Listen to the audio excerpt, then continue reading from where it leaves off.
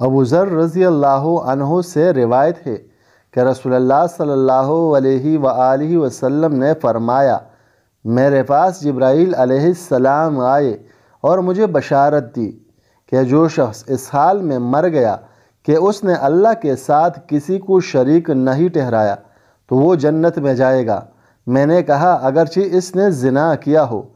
اور چوری کی ہو؟ آپ نے فرمایا ہاں، اگرچہ اس نے زنا کیا ہو اور چوری کی ہو۔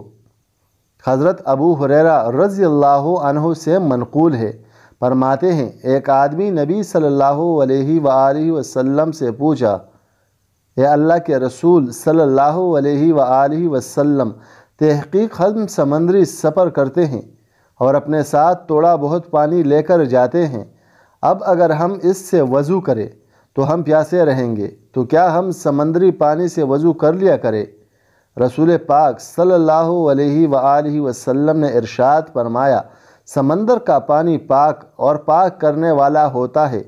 اور اس کا مرنے والا جانور حلال ہوتا ہے۔ رسول اللہ صلی اللہ علیہ وآلہ وسلم نے ارشاد فرمایا،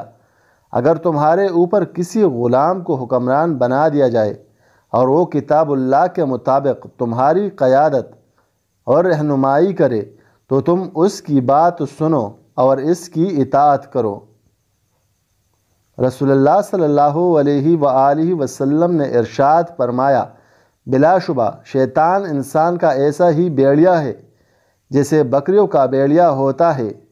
بیڑیا اس بکری کو پکڑ لیتا ہے جو ریوڑ سے الگ ہو کر دور چلی گئی ہو یا عام بکریوں سے ہٹ کر چل رہی ہو، لہٰذا تم ان گاٹھیوں سے بچو اور مسلمانوں کی عام جماعت اور مسجد کو لازم پکڑ لو۔